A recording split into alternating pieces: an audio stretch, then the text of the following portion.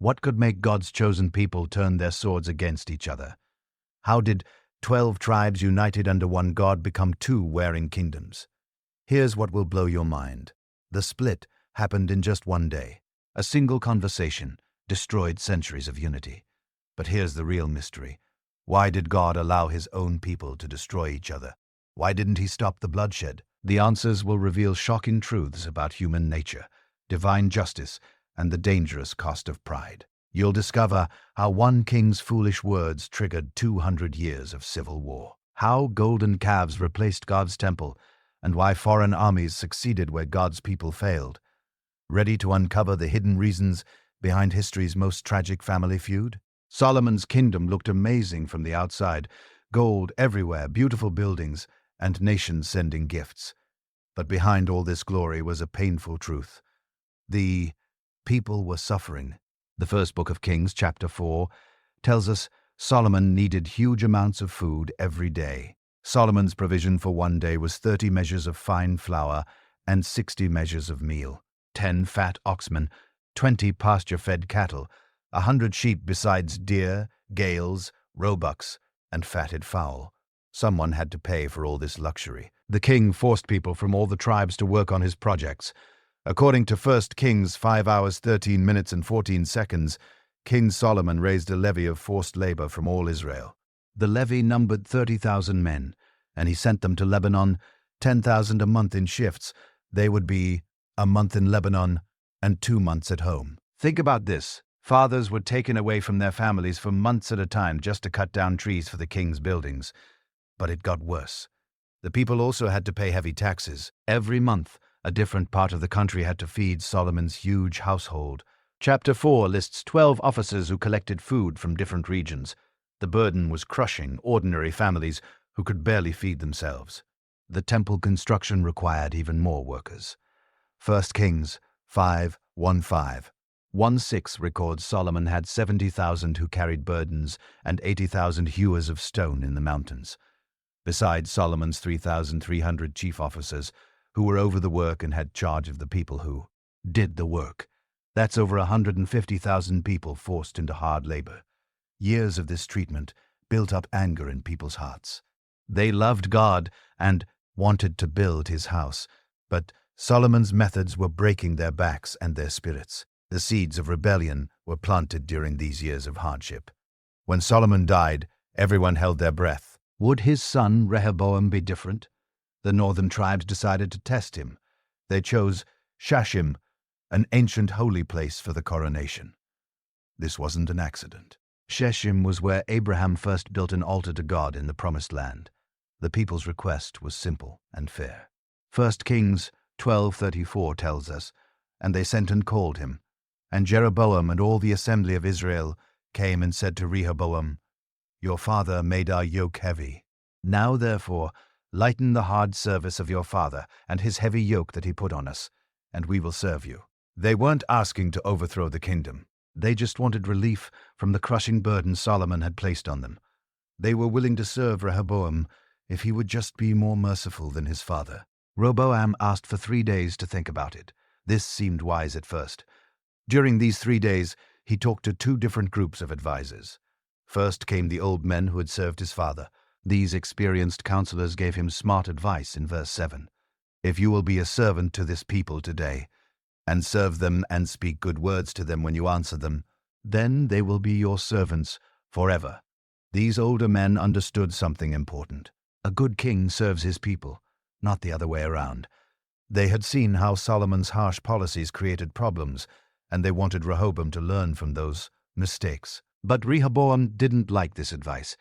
He wanted to show everyone how, so he turned to his young friends, guys who had grown up with him in the palace.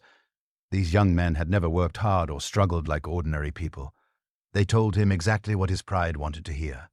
The 3 days were up. The people gathered at Shechem, hoping for good news.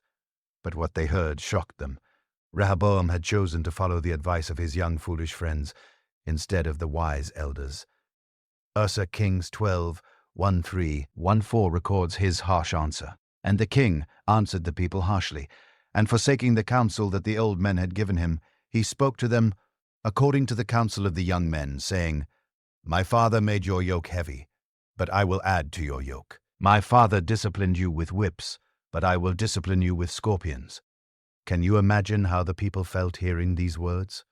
They had come humbly asking for mercy, and instead got threats of even worse treatment. Rehoboam was basically saying, "You think Solomon was tough? You haven't seen anything yet." The mention of scorpions was especially cruel. These weren't the animals. They were whips with metal pieces attached that would tear flesh when used. Rehoboam was promising to torture his own people into submission. But here's what Rehoboam didn't understand. You can't rule people through fear forever. His father's harsh methods had already pushed the people to their limit. Now Rehoboam was threatening to make things even worse. The crowd's mood changed instantly. The hope in their eyes turned to anger. The respect they had for David's family was being destroyed by this young fool who cared more about showing off his power than caring for God's people. In just a few minutes, Rehoboam had thrown away decades of loyalty. His pride and the bad advice of his friends were about to tear apart the kingdom his grandfather David had built with such care. But God had already been working behind the scenes. Years earlier, when Solomon was still alive, there was a man named Jeroboam who worked for the king. He was talented and hard-working, and Solomon put him in charge of all the forced labor from the tribes of Ephraim and Manasseh. One day, as 1 Kings 11 hours 29 minutes and 31 seconds tells us, something amazing happened. And at that time, when Jeroboam went out of Jerusalem, the prophet Ahijah the Shilonite found him on the road. Now Ahijah had dressed himself in a new garment, and the two of them were alone in the field. Then Ahijah laid hold of the new garment that was on him, and tore it into 12 pieces. And he said to Jeroboam, "Take for yourself 10 pieces, for thus says the Lord, the God of Israel, Behold, I am about to tear the kingdom from the hand of Solomon, and will give you 10 tribes." This was God's way of showing Jeroboam what would happen. The torn robe represented the 12 tribes, and 10 pieces going to Jeroboam meant he would rule most of the kingdom. The prophet explained that this was happening because Solomon had turned away from God to worship other gods. But there was a problem. Solomon found out about this prophecy. 1 Kings 11:40 says, "Solomon sought therefore to kill Jeroboam. But Jeroboam arose and fled into Egypt, to Shishak, king of Egypt, and was in Egypt until the death of Solomon." Jeroboam had to run for his life and hide in Egypt. Now, with Solomon dead, and Rehoboam making terrible decisions at Shechem, the time was right. Jeroboam came back from Egypt at exactly the right moment. The people, who were angry with Rehoboam, suddenly had someone else they could follow, someone who understood their suffering because he had been in charge of their forced labor. God's timing was perfect. Just when the people needed a leader to stand up to Rehoboam's threats, Jeroboam appeared. The prophecy Ahijah had given years before was about to come true. When the people heard Rehoboam's cruel threats, their patience finally snapped. They had tried to be reasonable, asking nicely for relief from their burdens. Instead, they got promises of even worse treatment. It was the last straw. 1 Kings 12:16 captures the moment when everything changed. And when all Israel saw that the king did not listen to them, the people answered the king, "What portion do we have in David? We have no inheritance in the son of Jesse. To your tents, O Israel, look now to your own house, David."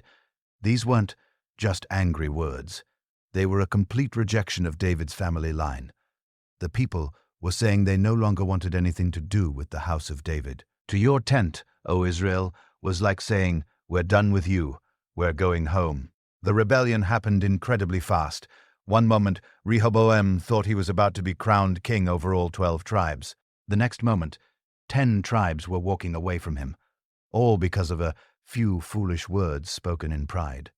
The northern tribes immediately turned to Jeroboam. Here was a man who understood their struggles, who had worked alongside them during Solomon's harsh labor projects. He knew what it felt like to be pushed around by an uncaring king. As verse 20 tells us, "And when all Israel heard that Jeroboam had returned, they sent and called him to the assembly and made him king over all Israel.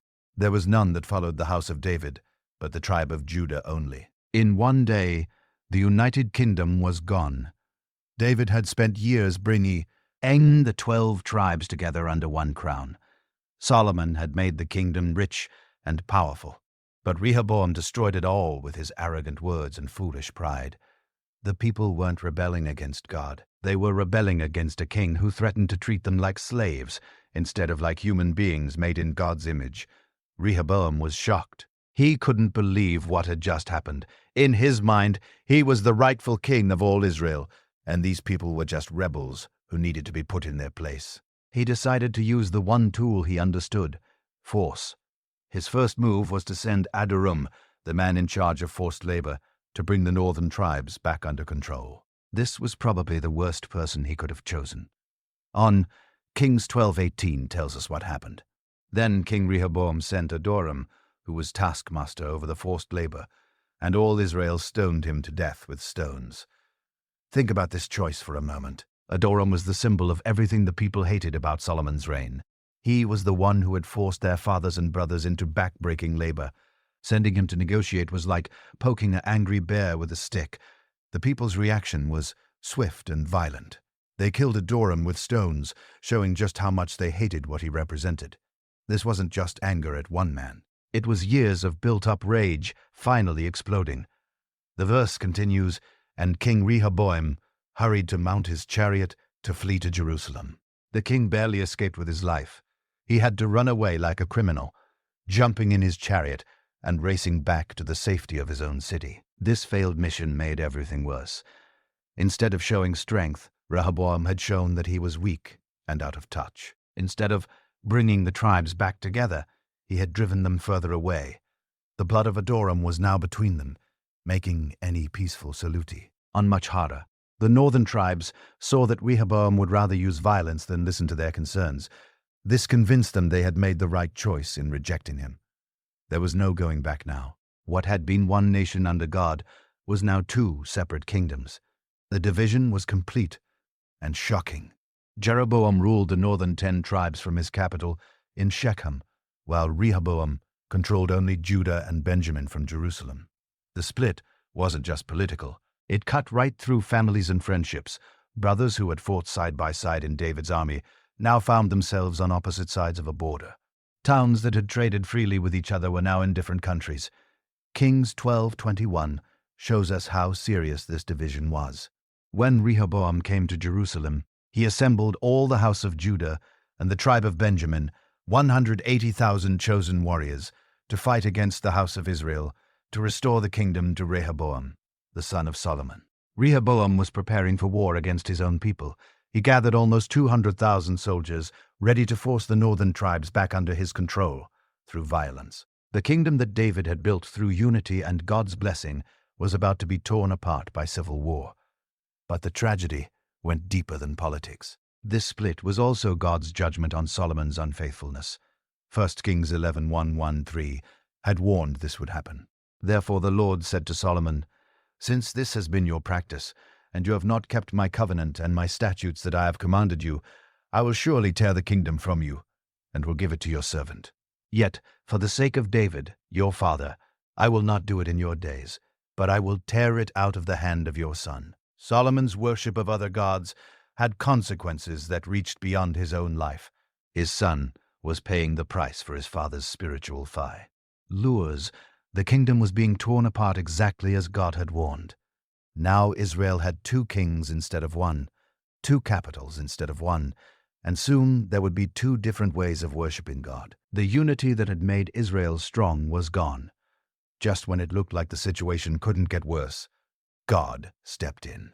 Rehoboam was ready to march north with his huge army and force the rebellious tribes back under his control. Civil war seemed certain. Brother would fight brother, and the promised land would be soaked in Hebrew blood. But God had other plans. He sent a prophet named Shemaiah to stop the war before it started. 1 Kings 12 hours, 22 minutes, and 24 seconds records this crucial moment. But the word of God came to Shemaiah, the man of God. "Say to Rehoboam, the son of Solomon, king of Judah, and to all the house of Judah and Benjamin, and to the rest of the people, thus says the Lord, you shall not go up or fight against your brothers, the sons of Israel. Every man return to his home, for this thing is from me." God's message was clear and shocking. He called the northern tribes your brothers. They weren't enemies to be destroyed, but family members who had been driven away by foolish leadership. More importantly, God said, "This thing is from me." The division wasn't just human politics gone wrong. It was part of God's plan. This must have been hard for Rehoboam to hear.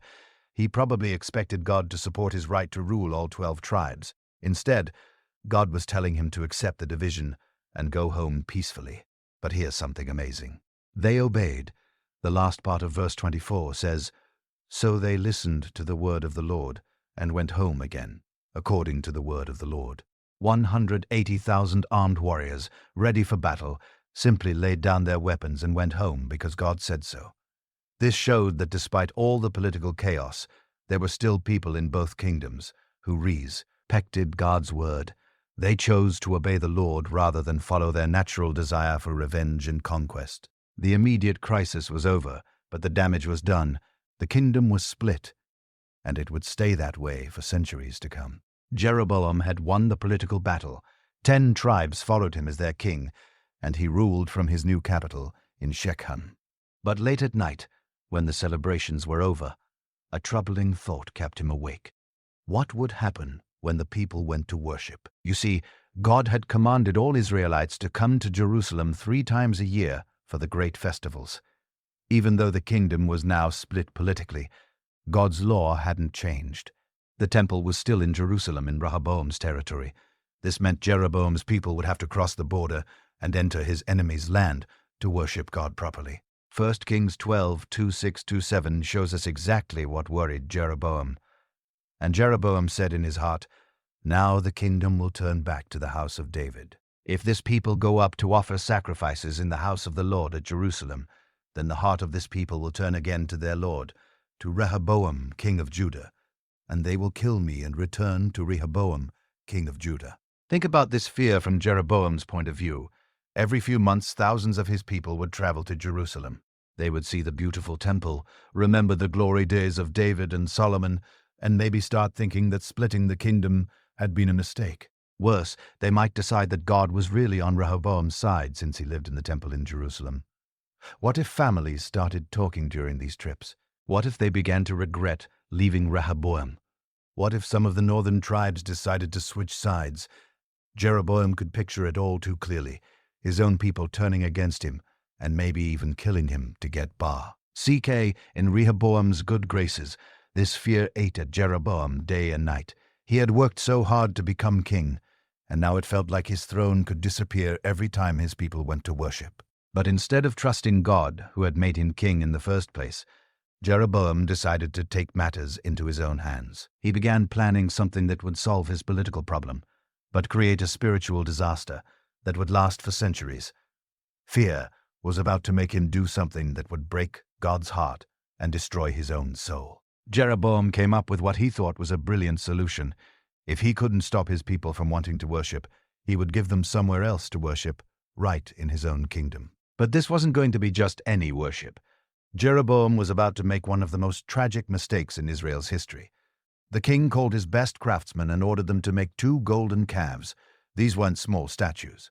They were large enough for people to see from a distance, impressive enough to compete with the temple in Jerusalem. When the calves were finished, Jeroboam placed one in Dan at the very northern tip of his kingdom, and the other in Bethel near the southern border. 1 Kings 12:28-29 tells us what happened next. So the king took counsel and made 2 calves of gold. And he said to the people, "You have gone up to Jerusalem long enough. Behold your gods, O Israel, who brought you up out of the land of Egypt." And he set one in Bethel, and the other he put in Dan. Can you hear the lies in Jeroboam's words? First, he told the people they had been going to Jerusalem long enough, as if worshiping God in his chosen place was some kind of burden they could just stop doing. Second, and much worse, he called these golden calves your gods and claimed they were the ones who had brought Israel out of Egypt. This was exactly what the Israelites had done in the wilderness when Moses was on Mount Sinai. Back then they had made a golden calf and said the same words, "These are your gods, O Israel, who brought you up out of the land of Egypt." God had been furious then, and he was furious now. Jeroboam's plan was clever from a political standpoint. Dan and Bethel were at opposite ends of his kingdom, so people from anywhere in the northern tribes could easily reach one of them. They wouldn't have to make the long, dangerous journey to Jerusalem anymore, and they certainly wouldn't have to enter Rehab's territory and risk switching sides. But Jeroboam had made a fatal mistake. He was treating worship like a business decision, as if the location and method of worship didn't matter to God. He thought he could just create his own religion to serve his political needs. The people should have refused.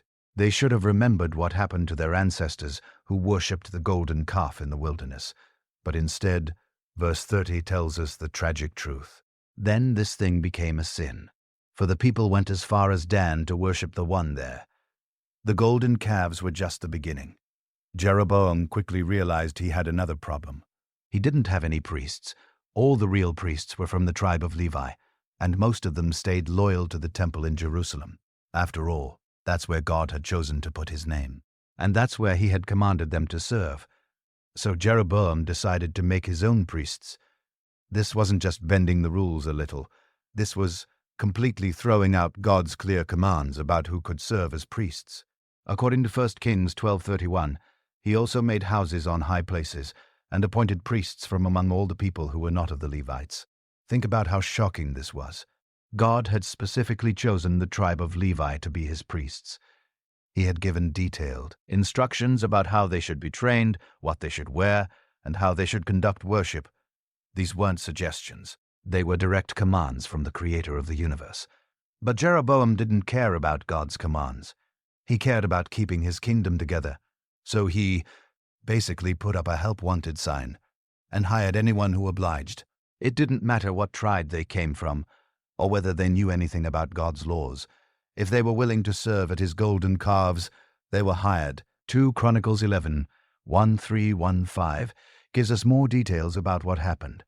And the priests and the Levites who were in all Israel presented themselves to him from all places where they lived. For the Levites left their common lands and their holdings and came to Judah and Jerusalem, because Jeroboam and his sons cast them out from serving as priests to the Lord. And he appointed his own priests for the high places, and for the goat idols, and for the calves that he had made. This tells us that Jeroboam didn't just ignore the real priests. He actually kicked them out. The Levites who wanted to stay faithful to God had to leave their homes and move to Judah.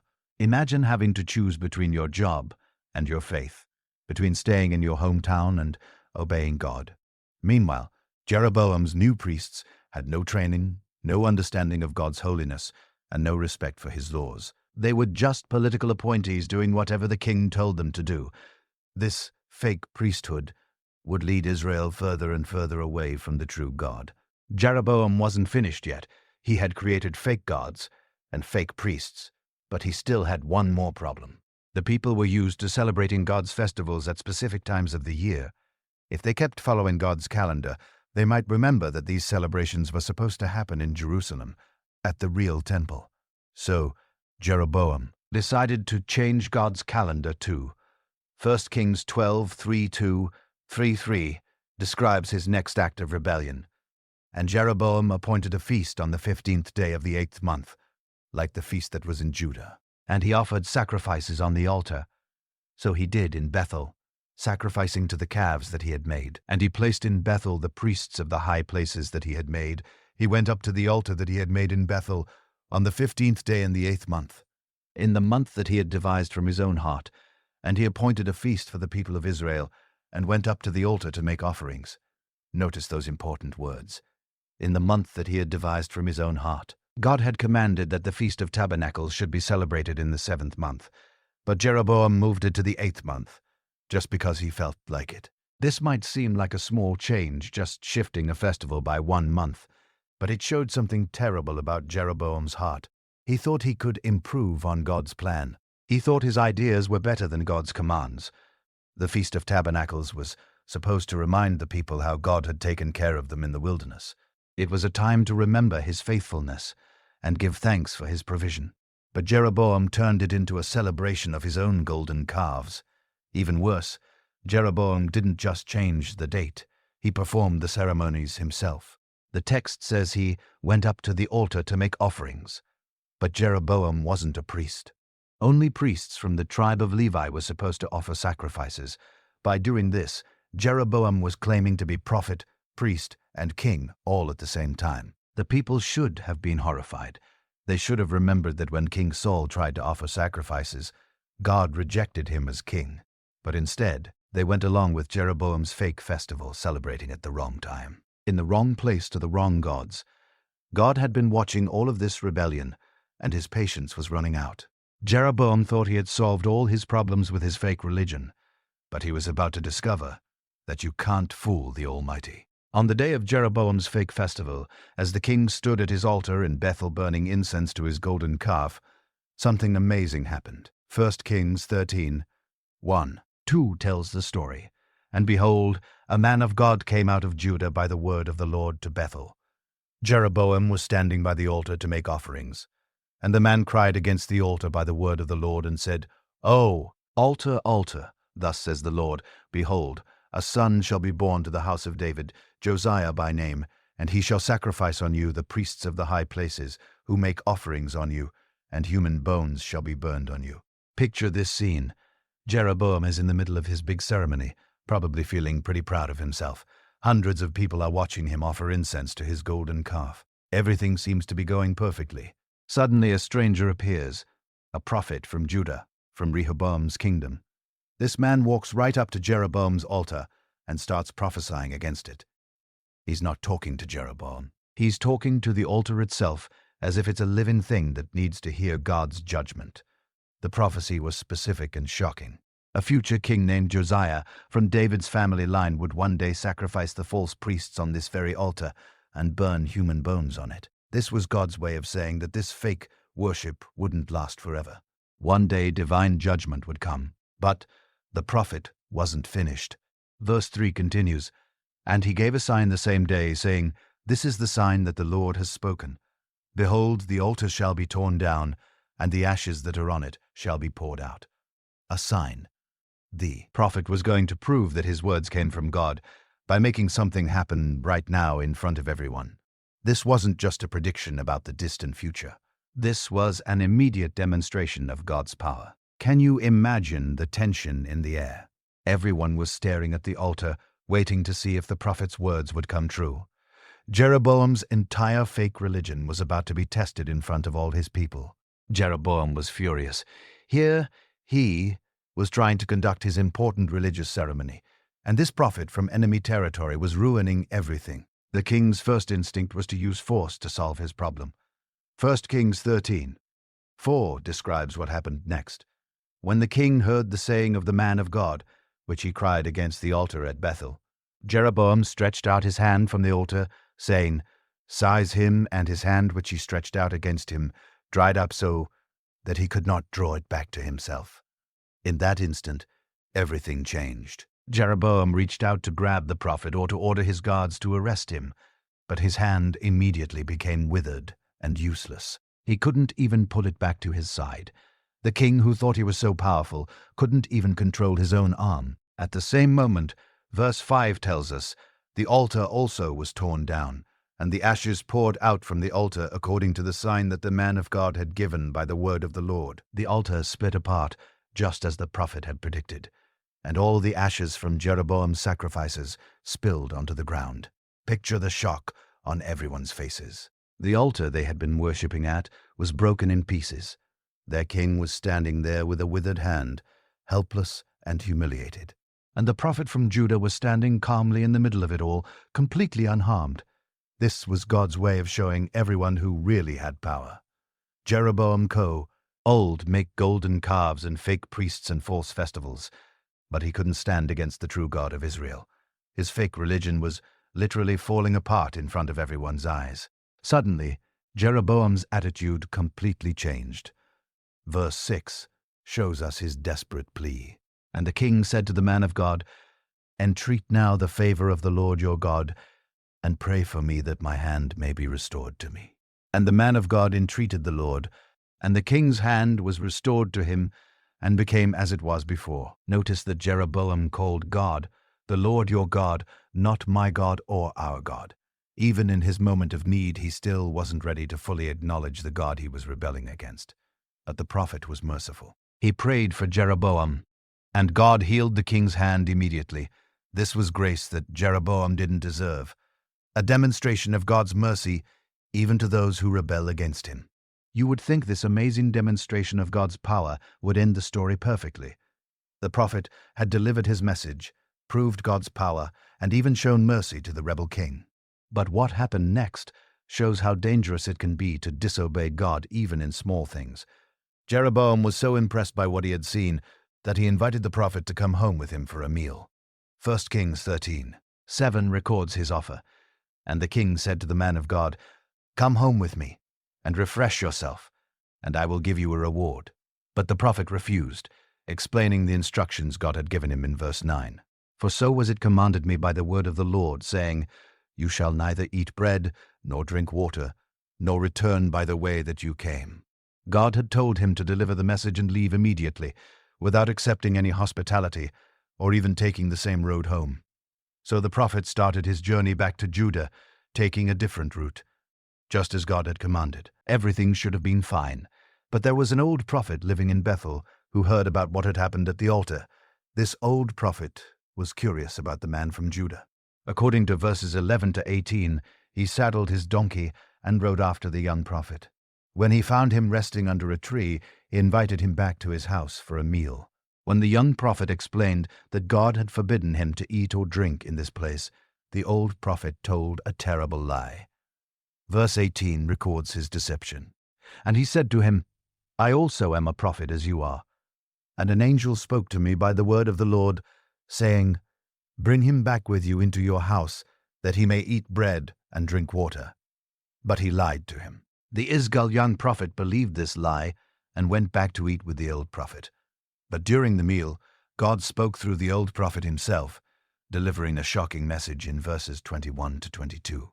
And he cried to the man of God who came from Judah, "Thus says the Lord, because you have disobeyed the word of the Lord, and have not kept the command that the Lord your God commanded you, but have come back and have eaten bread and drunk water in the place of which he said to you, Eat no bread and drink no water, your body shall not come to the tomb of your fathers." The very man who had lied to the prophet was now prophesying his death for disobedience. It was a tragic irony. The old prophet had caused the problem, but God still used him to announce the judgment. Sure enough, verse 24 tells us what happened. And when he had gone, a lion met him on the road and killed him, and his body was thrown in the road, and the donkey stood beside it. The lion also stood beside the body. This wasn't a normal lion attack. The lion didn't eat the prophet or hurt the donkey. It just killed the man and then stood guard over the body as if it were following specific orders. From God, you would think that after seeing his altar destroyed, his hand withered and healed, and a prophet killed for disobedience, Jeroboam would finally get the message. God had shown his power in the most dramatic ways possible. Any reasonable person would have repented and turned back to the true worship of God. But Jeroboam's heart was already too hard. 1 Kings 13:334 tells us the tragic ending. After this thing, Jeroboam did not turn from his evil way, but made priests for the high places again from among all the people. Any who would he ordained to be priests of the high places. And this thing became sin to the house of Jeroboam, so as to cut it off and to destroy it from the face of the earth. Even after everything he had seen, Jeroboam went right back to his fake religion. He kept making priests from ordinary people instead of Levites. He continued worshipping his golden calves. He kept celebrating his fake festivals at the wrong times. This wasn't just stubbornness. This was spiritual blindness. Jeroboam had seen God's power with his own eyes, felt it in his own body, but he still chose to rebel. His political fears were stronger than his reverence for God. The text says, "This became sin to the house of Jeroboam." It wasn't just Jeroboam who would pay for this rebellion. His entire family line would be destroyed because of the choices he made. His descendants would suffer for his stubborn refusal to repent. But the damage went far beyond Jeroboam's family. His fake religion became the template for every evil king who came after him in the northern kingdom. For the next 200 years, the Bible would repeatedly say that kings walked in the way of Jeroboam, or did not depart from the sins of Jeroboam. What started as a political solution to keep his people from going to Jerusalem became a spiritual cancer that infected Israel for generations. Jeroboam's golden calves would lead the northern tribes further and further away from God, until finally God allowed them to be conquered and scattered by the Assyrians. All because one king chose his political fears over faith in the God who had made him king in the first place. The prophet Shemaiah had stopped the first civil war, but he couldn't stop the hatred that was growing between the two kingdoms. What had started as a family argument was turning into something much worse, a blood feud that would last for generations. 1 Kings 14:30 tells us the sad truth. And there was war between Rehoboam and Jeroboam all their days. This wasn't just one big battle that settled everything. This was constant fighting year after year, with raids and border skirmishes that never seemed to end. Think about what this meant for ordinary families. Farmers couldn't work their fields safely because enemy soldiers might attack at any time. Merchants couldn't travel freely between the kingdoms to trade their goods. Children grew up hearing stories about their enemies in the other kingdom, people who used to be their cousins and friends. The border between Judah and Israel became like a scar across the promised land. Towns that had once welcomed travelers from anywhere in Israel now had to decide which kingdom they belonged to. Families were split apart, with some members living in Judah and others in Israel, unable to visit each other safely. Both kingdoms had to spend huge amounts of money on armies instead of building schools, fixing roads, or helping the poor. Soldiers who should have been farming or working as craftsmen were instead carrying swords and shields, always ready for the next battle. The fighting also made both kingdoms weaker against outside enemies. Instead of working together like they had in David's time, the Hebrew kingdoms were wasting their strength fighting each other. Foreign nations were watching this civil war and planning how they could take advantage of it. 2 Chronicles 12:15 sums up those early years. Now the acts of Rehoboam from first to last, are they not written in the Chronicles of the Kings of Judah? And there were wars between Rehoboam and Jeroboam continually. The word continually shows just how constant this fighting was. What made it even sadder was that both sides were losing. Every battle, whether Judah won or Israel won, meant that Hebrew blood was being spilled by Hebrew hands. The people who were supposed to be God's chosen nation were destroying each other instead of being a light to the world. While the Hebrew kingdoms were busy fighting each other, a much bigger threat was growing in the south. Pharaoh Shishak of Egypt had been watching the civil war with great interest. He remembered the days when Egypt ruled over the land of Canaan, and he saw an opportunity to get some of that power back. In the 5th year of Rehoboam's reign, while Judah and Israel were still fighting each other, Shishak made his move. 2 Chronicles 12:23 describes the invasion. In the 5th year of King Rehoboam, because they had been unfaithful to the Lord, Shishak, king of Egypt, came up against Jerusalem with 1,200 chariots and 60,000 horsemen. And the people were without number who came with him from Egypt: Libyans, Sukiites, and Ethiopians. This was a massive army, bigger than anything either Hebrew kingdom could fight alone. Shishak brought soldiers from all over North Africa, not just Egypt. The 200 chariots alone would have been terrifying to people who were used to fighting on foot with swords and spears. But here's the tragic part. If Judah and Israel had still been united, they might have been able to stop this invasion. David and Solomon had defeated much larger armies when the 12 tribes fought together. But now, instead of helping each other, the Hebrew kingdoms were too busy fighting each other to notice the real danger until it was too late. Shishak's army swept through Judah like a flood. 2 Chronicles 12:4 tells us, and he took the fortified cities of Judah and came as far as Jerusalem. All of Judah's defenses, built over many years, fell one by one. The cities that should have protected Jerusalem were captured, leaving the capital exposed. When Shishak finally reached Jerusalem, Rehoboam had no choice but to surrender. The prophet Shemaiah came to the king with a message from God in verse 5. Then Shemaiah the prophet came to Rehoboam and to the princes of Judah who had gathered at Jerusalem because of Shishak, and said to them, "Thus says the Lord, you abandoned me, so I have abandoned you to the hand of Shishak." God was allowing this invasion as punishment for Judah's unfaithfulness. But when Rehoboam and his officials humbled themselves, God showed mercy. He promised that Jerusalem wouldn't be completely destroyed, but there would still be a heavy price to pay. Verses 9-11 describe what happened next. So, Shishak, king of Egypt, came up against Jerusalem and took away the treasures of the house of the Lord and the treasures of the king's house. He took away everything. He also took away the shields of gold that Solomon had made. And King Rehoboam made in their place shields of bronze, and committed them to the hands of the officers of the guard, who kept the door of the king's house. And as often as the king went into the house of the Lord, the guard came and carried them and brought them back to the guardroom. All the gold that Solomon had used to make the temple beautiful was gone. The golden shields that had shown Israel's glory were replaced with cheap bronze copies. Egypt had robbed God's house while his people were too busy fighting each other to protect it. When Rehoboam died, his son Abijah became king of Judah.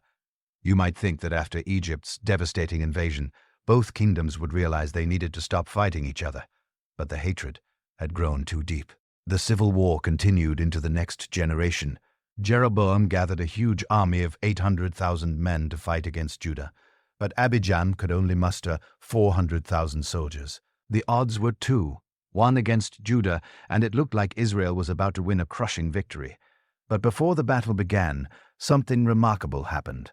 2 Chronicles 13:34 tells us, Abijah went out to battle with an army of valiant men of war, 400,000 chosen men, and Jeroboam drew up his line of battle against him with 800,000 chosen mighty men.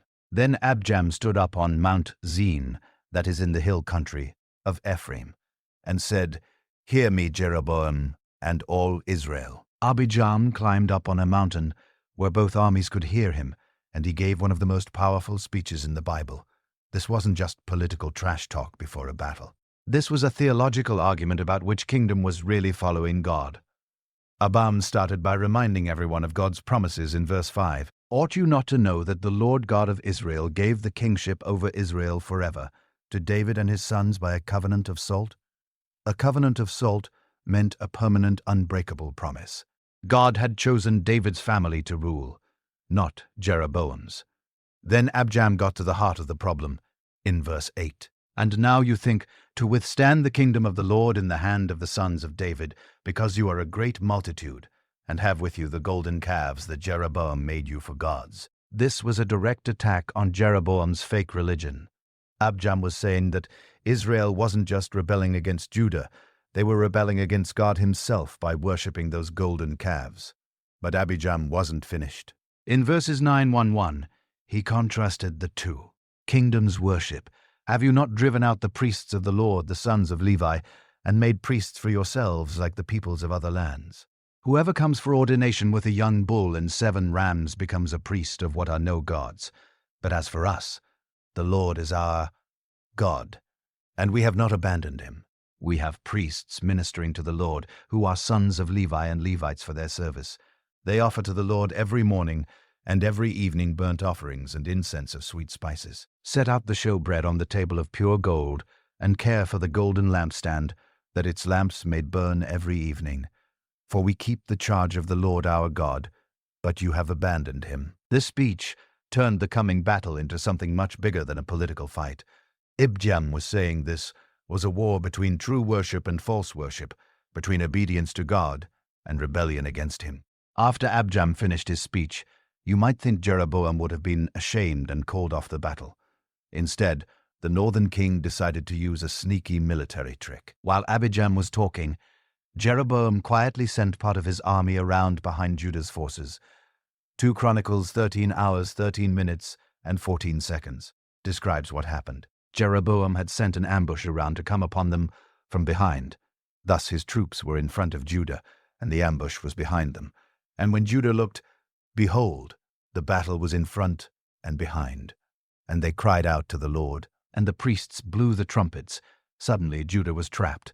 They had enemies in front of them and enemies behind them with nowhere to run. Any military expert would have said Judah was doomed.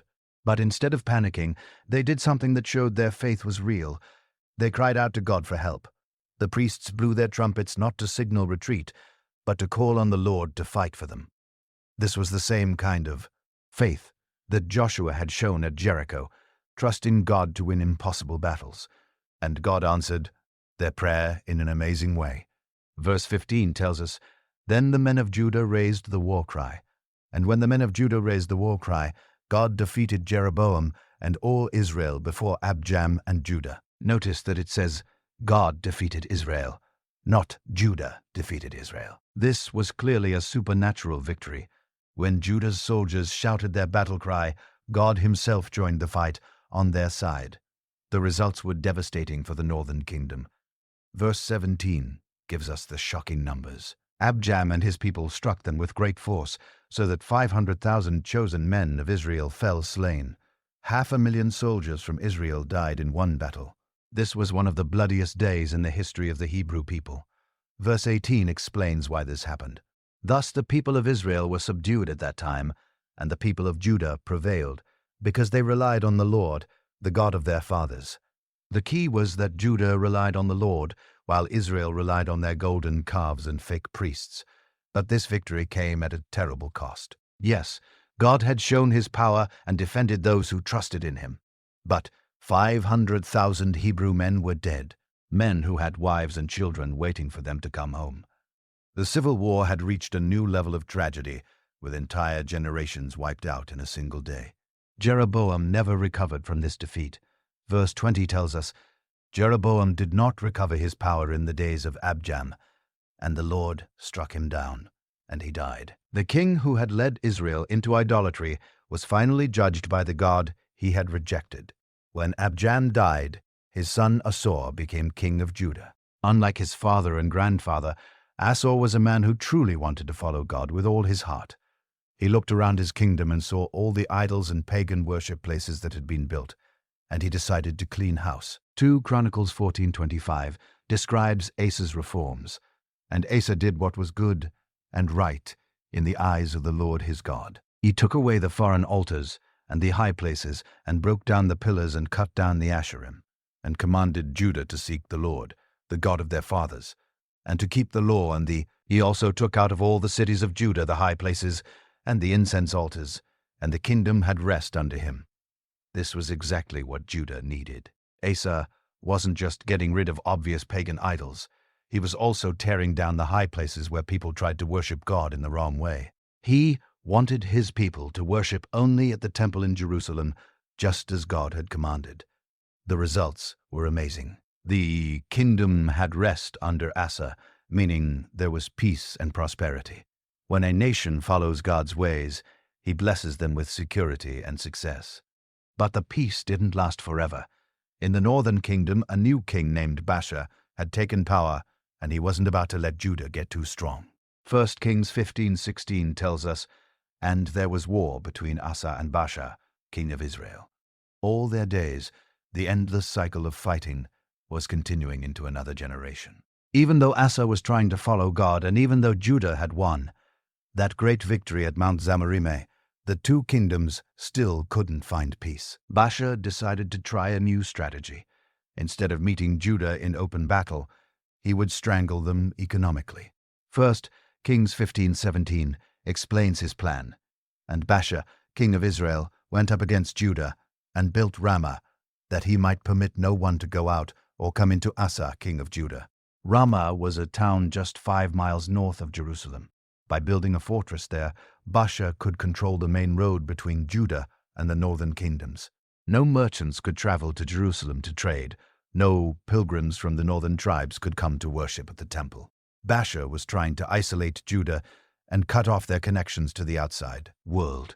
This was a smart military move, but it put Asa in a terrible position. He couldn't attack Ramah directly because it was too well fortified. He couldn't ignore it because it was choking off Judah's economy. He needed help. But where could he get it? Faced with Baasha's blockade at Ramah, King Asa made a decision that seemed smart at the time, but would have terrible consequences later. He decided to ask for help from Ben-Hadad, the king of Syria. This wasn't just asking for advice or moral support. Asa was willing to pay Syria to attack Israel from the north, forcing Baasha to abandon Ramah and rush home to defend his own territory. 1 Kings 15:1-8, 1-9 tells us what Asa did. Then Asa took all the silver and the gold that were left in the treasures of the house of the Lord and the treasures of the king's house, and gave them into the hands of his servants. And King Asa sent them to Ben-Hadad, the son of Tabrimon, the son of Hazion, king of Syria, who lived in Damascus, saying, "There is a covenant between me and you, as there was between my father and your father. Behold, I am sending to you a present of silver and gold. Go break your covenant with Baasha, king of Israel, that he may withdraw from me. Think about what Asa was doing here. He was taking treasure from God's temple, gold and silver that was supposed to be used for worship, and giving it to a pagan king to hire him as a mercenary. He was also asking Ben-Hadad to break his treaty with Israel, which meant Asa was encouraging lying and betrayal. But the plan worked, at least in the short term. Verse 20 tells us, "And Ben-Hadad listened to King Asa, and sent the commanders of his armies against the cities of Israel, and conquered Eon, Dan, Abel, Beth, Makkah, and all Cinneroth with all the land of Naphtali." Syria attacked the northern part of Israel, capturing several important cities. Baasha had no choice but to don his fortress at Ramah, and rush north to fight the Syrians. Asa's strategy had succeeded. The blockade was broken. 1 Kings 15:22 shows us what happened next. Then King Asa made a proclamation to all Judah. None was exempted. And they carried away the stones of Ramah and its timber with which Baasha had been building. And with them, King Asa built Gibeah of Benjamin and Mizpah. Asa didn't just tear down Baasha's fortress. He used the materials to build his own fortifications at Gibeah and Mizpah. These new forts would protect Judah's northern border and prevent Israel from trying the same trick again. But God wasn't happy with Asa's methods. 2 Chronicles 16:7-9 records what the prophet Hanani told the king at that time. Hanani the seer came to Asa, king of Judah, and said to him, "Because you relied on the king of Syria and did not rely on the Lord your God, the army of the king of Syria has escaped out of your hand. Were not the Ethiopians and the Libyans a huge army with very many chariots and horsemen? Yet because you relied on the Lord, he gave them into your hand. For the eyes of the Lord run to and fro throughout the whole earth to give strong support to those whose heart is blameless toward him. You have done foolishly in this, and from now on you will have wars." The prophet was reminding Asa of how God had given him victory over a huge Ethiopian army earlier in his reign. If God could defeat a 1,000,000-man army from Africa, why couldn't he handle Baasha's little fortress at Ramah? By hiring Syria instead of trusting God, Asa had missed an opportunity to see God's power and had instead made Syria stronger and more dangerous. The worst part was Hanani's final warning. From now on, you will have wars. Asa's alliance with Syria had solved one problem, but created many bigger ones. Foreign nations now knew they could play the Hebrew kingdoms against each other for profit. While Judah was dealing with Syrian alliances and border fortresses, the northern kingdom of Israel was falling apart from the inside. The fake religion that Jeroboam had created wasn't just leading people away from God. It was destroying the moral foundation that held society together. God had warned that Jeroboam's family would be destroyed because of his sins, and that prophecy came true in brutal way. 1 Kings 15:2-7-8 tells the story. Baasha, the son of Ahijah of the house of Issachar, conspired against him, and Baasha struck him down at Gibbethon, which belonged to the Philistines, for Nadab and all Israel were laying siege to Gibbethon. So Baasha killed him in the 3rd year of Asa king of Judah, and reigned in his place. Nadab was Jeroboam's son, and he had only been king for 2 years when Baasha murdered him. This wasn't a battle between two armies. This was an assassination, a betrayal by one of Nadab's own officers. The northern kingdom was learning that violence was the easiest way to change governments. But Baasha didn't stop with killing the king. Verse 29 shows us how complete his massacre was. And as soon as he was king, he killed all the house of Jeroboam. He left to the house of Jeroboam not one that breathed, until he had destroyed it according to the word of the Lord, that he spoke by his servant Ahijah the Shilonite. Baasha wiped out Jeroboam's entire family, men, women, children, everyone. This fulfilled the prophecy that Ahijah had given years earlier, but it also showed how brutal Israel's politics had become. Murder was now the normal way to start a new dynasty.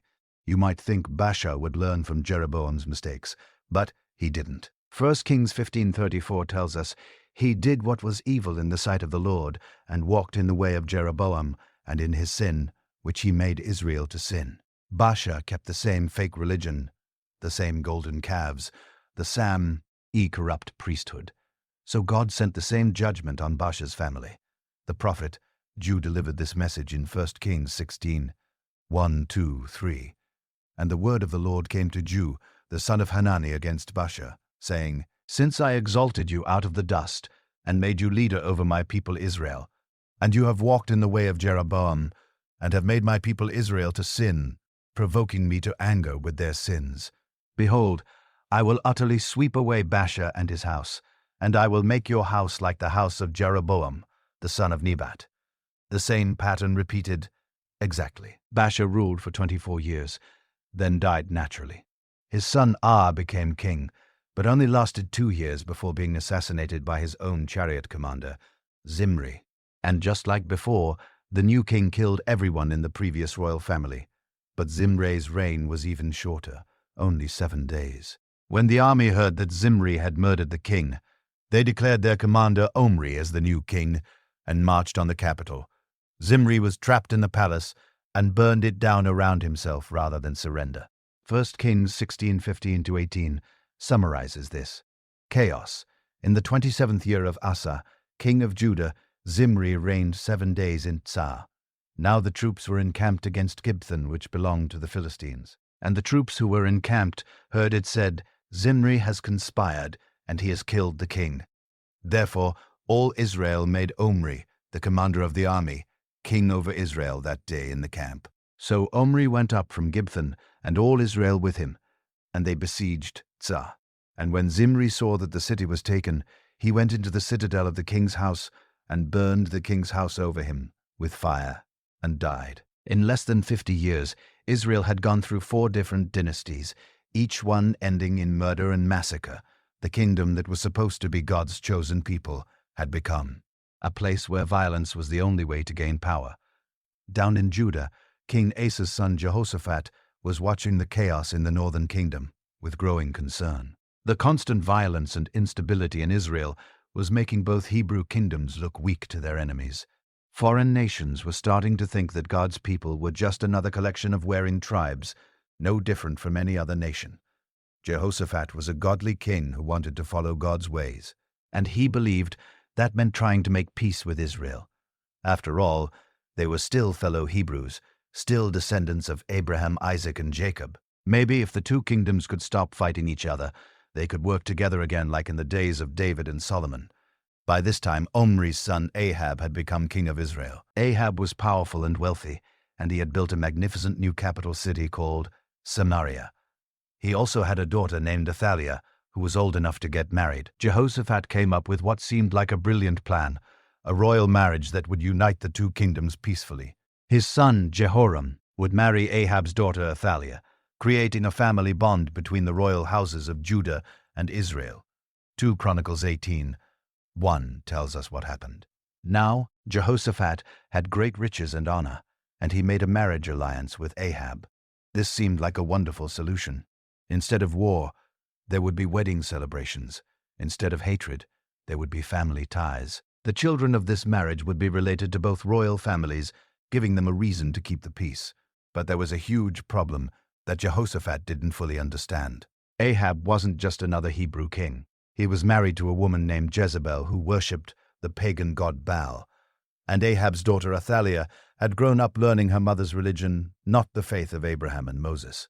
1 Kings 16:3-1-3 describes what Ahab was really like. And as if it had been a light thing for him to walk in the sins of Jeroboam, the son of Nebat, he took for his wife Jezebel, the daughter of Ethbaal, king of the Sidonians, and went and served Baal and worshipped him. He erected an altar for Baal in the house of Baal, which he built in Samaria.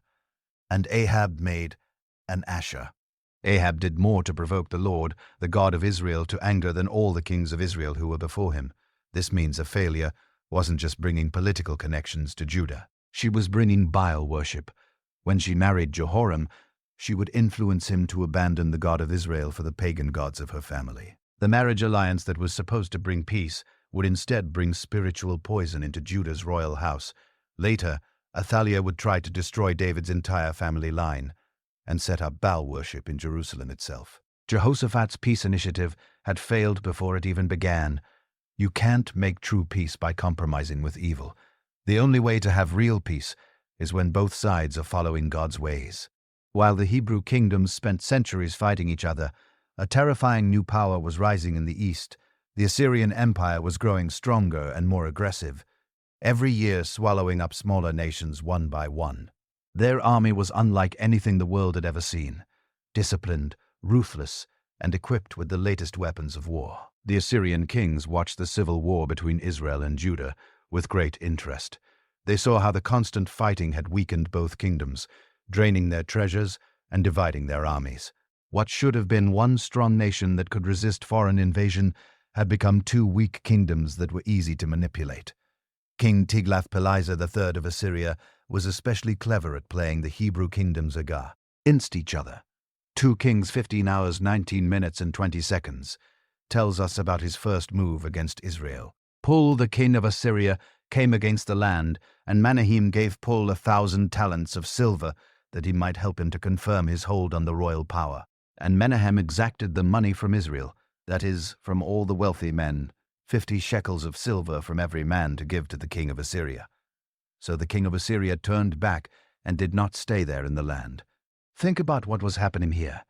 Israel was so weak from all their civil wars that they couldn't even fight off this first Assyrian attack. Instead, King Menahem had to pay a huge amount of silver, 1,000 talents, just to make the Assyrians go away.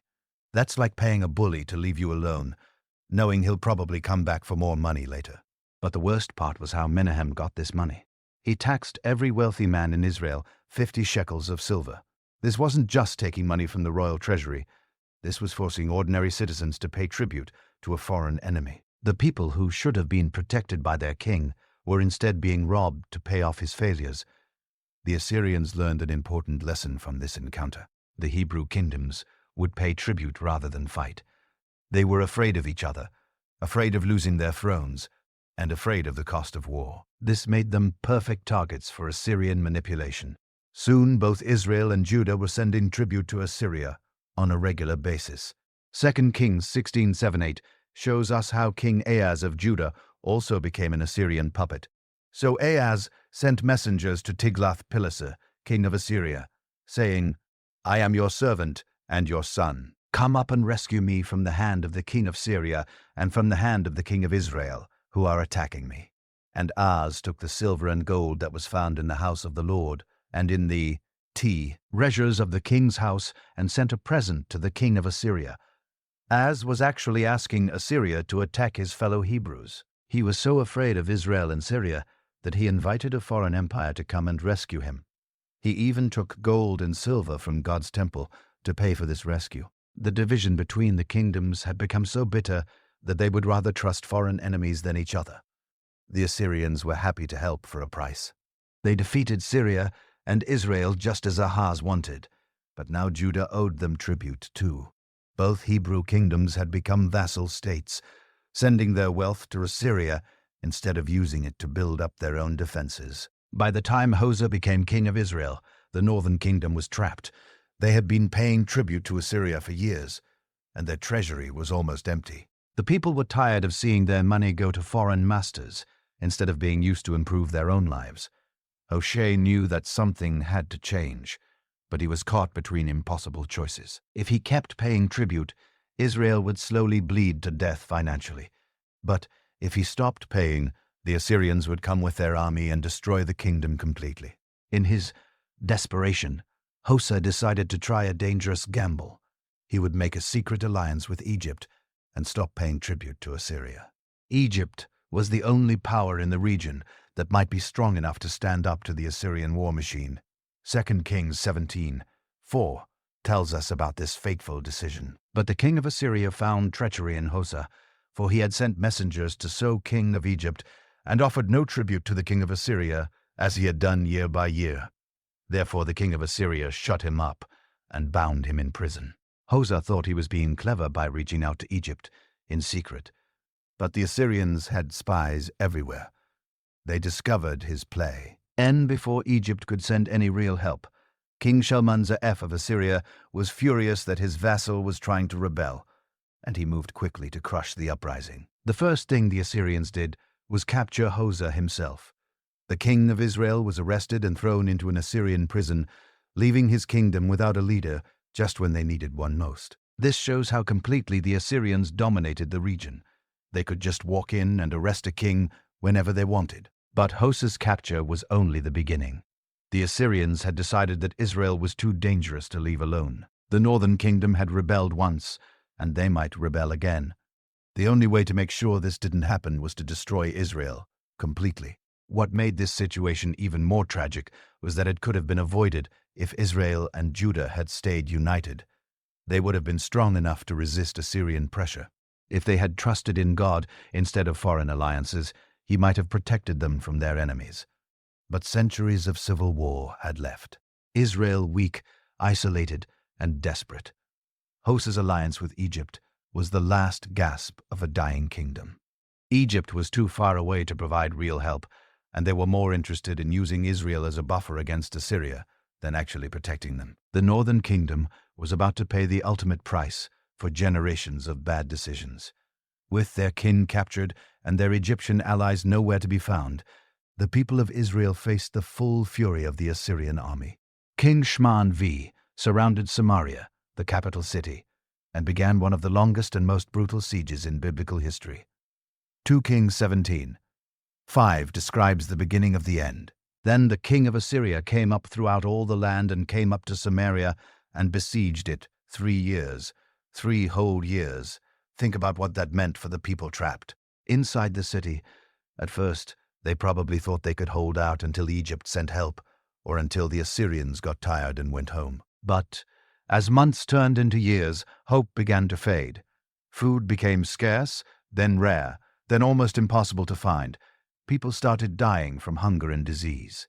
The Assyrian siege was designed to break the people's will to fight. They surrounded the city completely so no food or supplies could get in. They built siege engines to attack the walls, and they waited patiently for starvation to do most of their work for them. During those 3 terrible years, the people of Samaria had plenty of time to think about how they had gotten into this situation. Maybe some of them remembered the warnings that prophets had given about serving false gods. Maybe they thought about all the money they had wasted on civil wars instead of building stronger defenses, but it was too late for regrets. In 722 BC, after 3 years of suffering, Samaria finally fell. The Bible tells us in 2 Kings 17:6, "In the 9th year of Hosea, the king of Assyria captured Samaria, and he carried the Israelites away to Assyria, and placed them in Hala and on the Habor, the river of Goan. And in the Assyrians conquered a city. They didn't just take it over. They emptied it out completely. They rounded up the surviving population and marched them hundreds of miles away to distant parts of their empire. This wasn't just conquest. This was cultural extinction. The 10 tribes of the Arnathan kingdom were scattered across the Assyrian Empire from modern-day Iraq to Iran. They were deliberately mixed in with other conquered peoples so they would lose their Hebrew identity and never be able to organize a rebellion. Families were split up, communities were destroyed, and the Hebrew language slowly disappeared among the exiles. 2 Kings 17:18 explains why His happened. Therefore, the Lord was very angry with Israel and removed them out of his sight. None was left but the tribe of Judah only. This wasn't just a military defeat. It was divine judgment.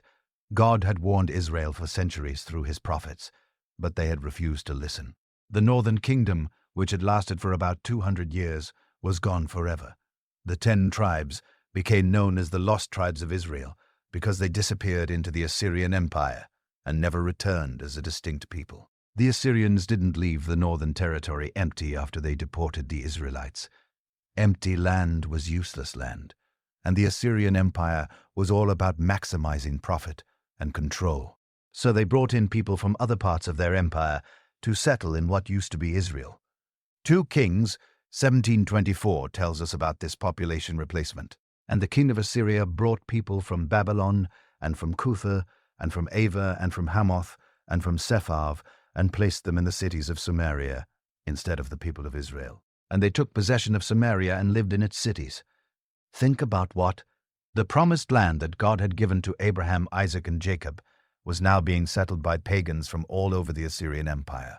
Babylonians were living in towns where Hebrew families had worshipped God for generations. Foreigners were farming fields that had been passed down through Israelite families for centuries. But the Assyrians had made one big mistake. They didn't bring enough people to fill all the empty towns and villages. Much of the northern territory was left wild and dangerous, with wild animals moving into the abandoned settlements. Worse yet, these new settlers didn't know how to worship the God of Israel, and God was not happy about having his land filled with pagans. 2 Kings 17:25, 2:6 describes what happened. And at the beginning of the year dwelling there, they did not fear the Lord. Therefore, the Lord sent lions among them, which killed some of them. So the king of Assyria was told, "The nations that you have carried away and placed in the cities of Samaria do not know the law of the God of the land. Therefore, he has sent lions among them, and behold, they are killing them because they do not know the law of the God of the land." The Assyrian king realized he had a problem. His new settlers were being killed by lions, and his local administrators told him it was because they weren't worshipping the local god properly. From the Assyrian point of view, every land had its own gods that needed to be respected, or there would be trouble. So the king came up with a solution that seemed logical to him. 2 Kings 1:7, 2:8 tells us, "Then the king of Assyria commanded, 'Send there one of the priests whom you carried away from there, and let him go and dwell there and teach them the law of the God of the land.' So one of the priests whom they had carried away from Samaria came and lived in Bethel, and taught them how they should fear the Lord.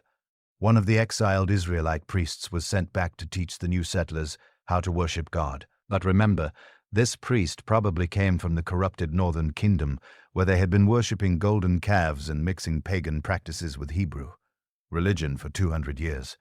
The result was a complete religious mess. These foreign settlers started worshipping the God of Israel, but they also kept worshipping their own pagan gods from their original countries. 2 Kings 17:33 sums it up. So they feared the Lord, but also served their own gods, after the manner of the nations from among whom they had been carried away. Over time, these mixed populations began to intermar with the few Hebrews who had been left behind. Their descendants became known as the Samaritans, a mixed race that combined Hebrew blood with foreign blood, and Hebrew religion with pagan religion. When the Jews from Judah later returned from their own exile in Babylon, they would despise these Samaritans and refuse to have anything to do with them. The division that had started with Rehoboam and Jeroboam had created a new kind of hatred that would last for centuries. With the northern kingdom destroyed and its people scattered, Judah suddenly found itself in a terrifying position. For 200 years, Israel had served as a buffer between Judah and the great empires of the north. Even though the two kingdoms had been enemies, Israel had still absorbed some of the pressure from foreign invaders. Now that buffer was gone, Judah was alone, facing the full might of whatever empire wanted to dominate the region. And unfortunately for them, an even more powerful empire than Assyria was rising in the east: Babylon. The Babylonians had conquered the Assyrians and taken over their empire. Now they were looking south toward the small kingdoms that had survived Assyrian rule.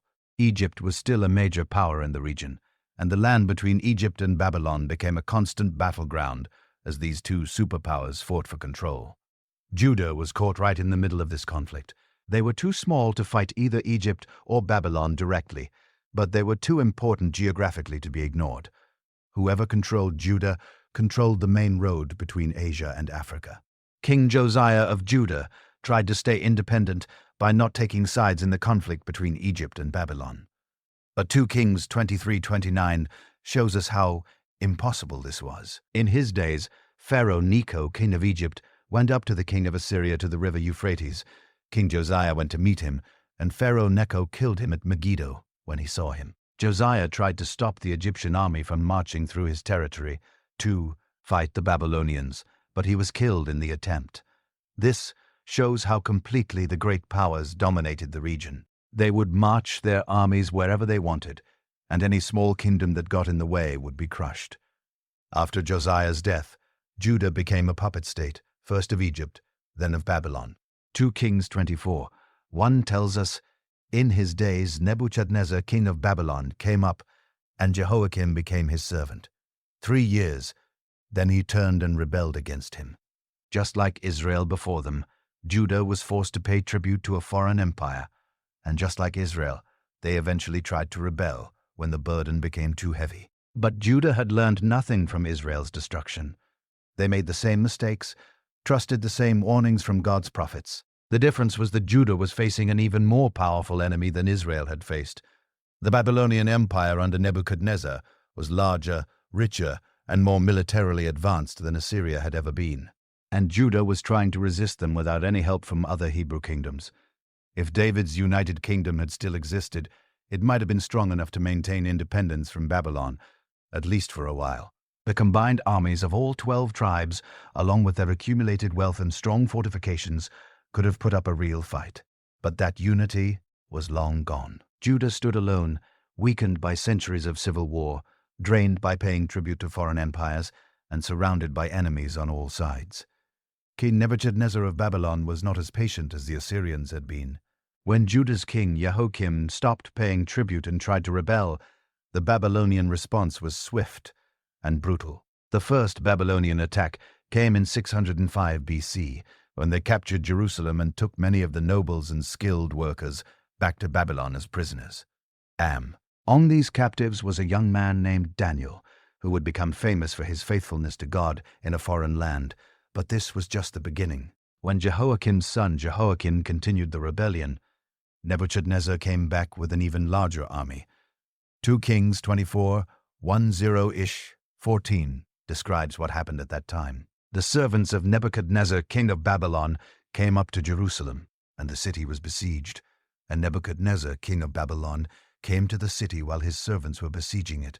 And Jehoiakim, the king of Judah, gave himself up to the king of Babylon, himself and his mother, and his servants, and his officials, and his palace officials. The king of Babylon took him prisoner in the 8th year of his reign, and carried off all the treasures of the house of the Lord, and the treasures of the king's house, and cut in pieces all the vessels of gold in the temple of the Lord which Solomon king of Israel had made, as the Lord had foretold. He carried away all Jerusalem, and all the officials, and all the mighty men of valor, 10,000 captives, and all the craftsmen and the smiths. None remained, except the poorest people of the land. This second deportation was much more severe than the first. Nebuchadnezzar took not just the royal family, but also 10,000 of Judah's most important people, government officials, military leaders, skilled craftsmen, and anyone else who might be able to organize a rebellion. He also stripped the temple of all its remaining treasures. The golden vessels that Solomon had made for worship were cut up and carried away to Babylon. The house that was supposed to be the center of worship for all 12 tribes was being systematically looted by pagans. But even this wasn't enough to teach Judah's leaders humility. Nebuchadnezzar appointed Zedekiah, Jehoiakim's uncle, as the new king, hoping he would be grateful enough to stay loyal. But Feta, 9 years of rule, Zedekiah also tried to rebel. This final rebellion was the last straw for Nebuchadnezzar. 2 Kings 25:1-2 tells us, "And in the 9th year of his reign, in the 10th month, on the 10th day of the month, Nebuchadnezzar, king of Babylon, came with all his army against Jerusalem, and laid siege to it, and they built siege works all around it. So the city was besieged till the 11th year of King Zedekiah. For almost 2 years, Jerusalem was under siege. Like Samaria before it, the city was slowly starved into submission. The people inside ate anything they could find, including things that God's law said were unclean. When the city finally fell in 586 BC, Nebuchadnezzar showed no mercy." 2 Kings 25:8. 10 describes the complete destruction in the 5th month on the 7th day of the month. That was the 19th year of King Nebuchadnezzar, king of Babylon. Nebuchadnezzar, the servant of the king of Babylon, came to Jerusalem, and he burned the house of the Lord, and the king's house, and all the houses of Jerusalem. Every great house he burned down, and all the army of the Chaldeans who were with the captain of the guard broke down the walls around Jerusalem. The pattern was the same as what had happened to Israel, but even more complete. The temple was burned, the palace was destroyed, the city walls were torn down, and most of the remaining population was marched off to exile in Babylon. The kingdom of Judah, which had lasted about 350 years, was finished. Like their northern brothers before them, the people of Judah would spend the next 70 years in foreign captivity, wondering if God had forgotten his promises to Abraham, Isaac, and Jacob. Of all the destruction that Nebuchadnezzar brought to Jerusalem, nothing was more heartbreaking than what happened to Solomon's temple. This wasn't just another building. It was the place where God had chosen to put his me, the center of worship for the Hebrew people, the symbol of God's presence among his chosen nation. For nearly 400 years, the temple had stood on Mount Moriah in Jerusalem. Priests had offered sacrifices there every morning and evening. Pilgrims had come from all over the Hebrew kingdoms to worship during the great festivals. It was the one place that all 12 tribes were supposed to share, regardless of their political differences. But the civil war between Israel and Judah had corrupted even this holy place. When Jeroboam set up his golden calves in Dan and Bethel, he had effectively declared that people didn't need to come to Jerusalem to worship God. The northern tribes had stopped making pilgrimages to the temple, depriving it of both worshippers and financial support. Even worse, some of the kings of Judah had brought pagan idols into the temple itself. They had set up altars to foreign gods in the same building where the Ark of the Covenant was kept. The house that was supposed to be dedicated only to the true God had become contaminated with false worship. 2 Kings 25:13, 117 gives us the painful details of the temple's destruction, and the pillars of bronze that were in the house of the Lord, and the stands and the bronze sea that were in the house of the Lord. The Chaldeans broke in pieces and carried the bronze to Babylon. And they took away the pots and the shovels, and the pillows, and the dishes for incense, and all the vessels of bronze used in the temple service, the fire pans also, and the bowls. What was of gold, the captain of the guard took away as gold, and what was of silver, as silver. As for the 2 pillars, the one sea and the stands that Solomon had made for the house of the Lord, the bronze of all these vessels was beyond weight. The height of the one pillar was 18 cubits, and on it was a capital of bronze. The height of the capital was 3 cubits. Its latticework and pomegranates, all of bronze, were all around the capital, and the second pillar had the same with the latticework. Every piece of metal in the temple was either carried away or broken up for easier transport. The 2 massive bronze pillars that had stood at the entrance, Jachin and Boaz, were smashed to pieces. The bronze sea where the priests washed themselves was destroyed. All the golden and silver vessels used in worship were stolen. But the worst part wasn't just the looting, it was the burning. Verse 9 had told us that the Babylonians burned the house of the old. The beautiful cedar wood that Solomon had imported from Lebanon went up in flames. The gold plating on the walls melted and ran down like water. The curtains and tapestries were reduced to ash. When the fire finally died out, nothing was left but blackened stone walls and piles of rubble. The place where God's glory had once appeared in a cloud was now open to the sky. Wild animals would soon be nesting where the priests had once sung God's praises. The destruction of the temple was more than just a military victory for Babylon. It was a theological crisis for the Hebrew people. How could God allow his own house to be destroyed? Did this mean that the Babylonian gods were stronger than the God of Israel? Had the promises made to Abraham, Isaac, and Jacob been broken forever? Some of the Hebrew captives in Babylon would spend decades wrestling with these questions. They would sit by the rivers of Babylon and weep when they remembered Jerusalem. They would hang up their harps because they couldn't bear to sing the songs of Zion in a foreign land. What had started almost 1,000 years earlier with God's promise to Abraham had seemingly come to a tragic end. God had told Abraham that his descendants would be as numerous as the stars in the sky, and that they would be a blessing to the nations of the earth. For a while, it had looked like that promise was coming true. Under David and Solomon, the 12 tribes had been united into a powerful kingdom that dominated the entire region. Foreign nations had come to Jerusalem to see the wisdom of Solomon and the glory of God's house. Israel had truly been a light to the nations, but the division between Israel and Judah had changed everything. Instead of being a blessing to the world, the Hebrew people had become an example of what happens when God's people turn away from his ways. Instead of showing the nations how to live in peace and prosperity, they had spent centuries destroying each other. Now, in 586 BC, both Hebrew kingdoms were gone. The 10 northern tribes had been scattered across the Assyrian Empire and had lost their identity as God's people.